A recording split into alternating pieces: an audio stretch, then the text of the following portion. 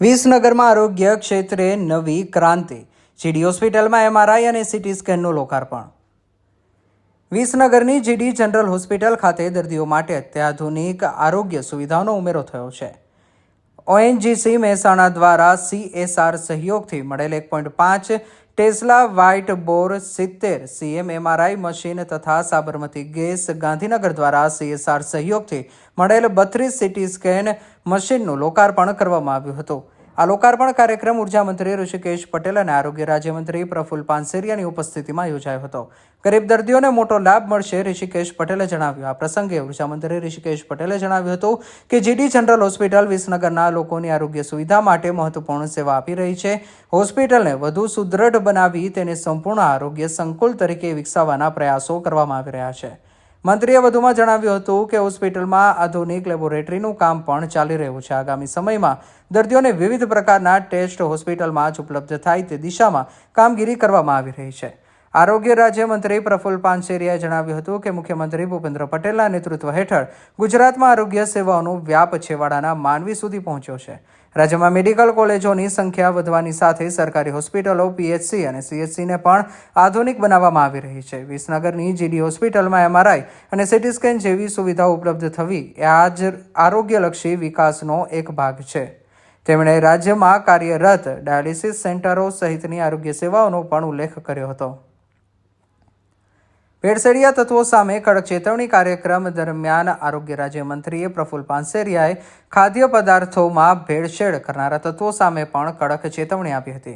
તેમણે જણાવ્યું કે રાજ્યમાં ભેળસેળિયા માફિયાઓ સામે સઘન કાર્યવાહી કરવામાં આવી રહી છે. તેમણે નાગરિકોને શુદ્ધ અને સાત્વિક ખોરાક અપનાવવા તથા ભેળસેળ સામે જાગૃતિ લાવવા અપીલ કરી હતી. દર્દીઓ સાથે સંવેદનશીલ વ્યવહાર જરૂરી. આરોગ્ય વિભાગના તબીબો, મેડિકલ વિદ્યાર્થીઓ, નર્સિંગ સ્ટાફ અને કર્મચારીઓને સંબોધતા મંત્રીએ જણાવ્યું કે હોસ્પિટલમાં આવતા દર્દી શારીરિક તેમજ માનસિક રીતે પીડિત હોય છે. તેથી તબીબી ક્ષેત્ર સાથે જોડાયેલા દરેક વ્યક્તિએ દર્દીઓ સાથે સંવેદનશીલ વ્યવહાર રાખવો જરૂરી છે. કાર્યક્રમમાં ગિરીશભાઈ રાજગોર, ONGCના એસેટ મેનેજર સુનિલ કુમાર, ONGCના HR head Srinivasa Rao, Sabarmati gas ગાંધીનગરના MD Sanjay Sharma, MD Shilpa Patel, Sardar Patel charitable ટ્રસ્ટના પ્રમુખ પ્રકાશભાઈ પટેલ, તબીબી સેવાઓ ગાંધીનગરના અધિક નિયામક ડોક્ટર હિતેશભાઈ બ્રહ્મભટ્ટ, નગરપાલિકા પ્રમુખ આશાબેન પટેલ, તાલુકા પંચાયત પ્રમુખ ઇન્દ્રવદનભાઈ પટેલ, PMC ચેરમેન જયંતિભાઈ પટેલ, જીડી જનરલ હોસ્પિટલના અધિક્ષક ડોક્ટર પારુલબેન પટેલ સહિત રોગી કલ્યાણ સમિતિના સભ્યો, આરોગ્ય વિભાગના અધિકારીઓ અને કર્મચારીઓ ઉપસ્થિત રહ્યા હતા. નગર હોસ્પિટલ ની ખૂબ સુંદર સેવા વિસ્તારની અંદર લોકો માટે સરકારી હોસ્પિટલ એક જાણીતી હોસ્પિટલ છે. દરેક લોકો અહીંયા પોતાના ઈલાજ માટે આવે છે.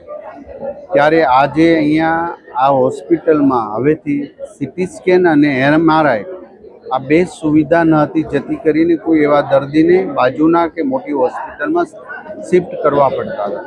ત્યારે આજે ONGC અને સાબરમતી ગેસ બંનેના CSR ફંડમાંથી અને ઘટતી રકમ સરકાર તરફ આ રીતે CT સ્કેન 32 સ્લાઇસનું અને MRI મશીન એ 1.5 ટેસ્લાનું મશીન આજે અહીંયા કાર્યરત થયું છે. આ હોસ્પિટલની સુંદર વ્યવસ્થા, સ્વચ્છતા, અમારા આરોગ્ય પરિવારના દરેક નાનામાં નાના કર્મચારી અહીંયા ખૂબ સારી સેવાનું આ દ્યોતક ઉદાહરણ છે. ત્યારે હું મારા પરિવાર અહીંયા પ્યુનથી લઈને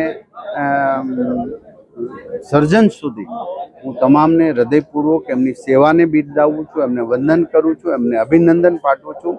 અહીંની રોગી કલ્યાણ સમિતિ પણ 24 કલાક ડ્યુટી નિભાવતી હોય, એટલા સરસ પોતાની હોસ્પિટલ હોય એવા વડીલો જ્યારે સેવા કરી રહ્યા છે તો એની સેવાને પણ હું નતમસ્તકે વંદન કરું છું. કે જે હવે ગુજરાત એનર્જી લિમિટેડ તરીકે બંને કંપનીઓ મર્જર થઈ ગઈ છે, પરંતુ જે તે વખતે સાબરમતી ગેસ દ્વારા MRI અને CT સ્કેન આ બંને કંપનીઓ તરફથી આશરે 15 કરોડની આસપાસની રકમ આપણને વિસનગરમાં મળી છે. અને આ માનનીય અમારા મિત્ર, મારા ભાઈ સમાન ભાઈ શ્રી પ્રફુલભાઈ, આજે મંગળવારનો દિવસ છે, લોકો પણ આવતા હોય છે, અને છતાં પણ વિસનગરના આમંત્રણને માન આપીને આવ્યા છે એવા આરોગ્ય મંત્રી મારા ભાઈ શ્રી પ્રફુલભાઈ, શ્રી સુનિલ કુમારજી, executive director ONGC, Shri Srinivasa Rao HR Mehsana ONGC, Shri Sanjay શર્માજી MD Sabarmati gas, doctor Shital Patel MD Sabarmati gas. દેશ અને દુનિયાના સમાચાર જોવા માટે અમારી ચેનલ MG લાઈવ ન્યૂઝને સબસ્ક્રાઇબ કરો અને બેલ આઇકોન પર ક્લિક કરો, જેથી રોજે રોજની અપડેટ આપને મળતી રહે. સાથે જ અમારું ફેસબુક અને ઇન્સ્ટાગ્રામ પેજને પણ ફોલો કરો.